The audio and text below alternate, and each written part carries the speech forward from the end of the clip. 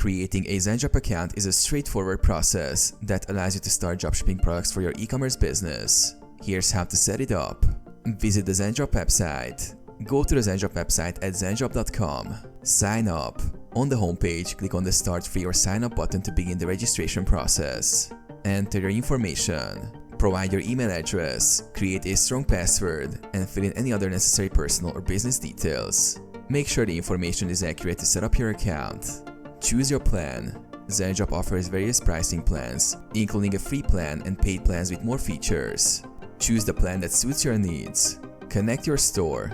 After signing up, connect your e-commerce platform to Zendrop by following the integration instructions provided. Verify your email. You will receive a verification email. Open it and click on the verification link to confirm your email address. Start browsing and adding products. Once your account is set up and verified, you can start browsing Zendrop's product catalog and adding items to your store for dropshipping.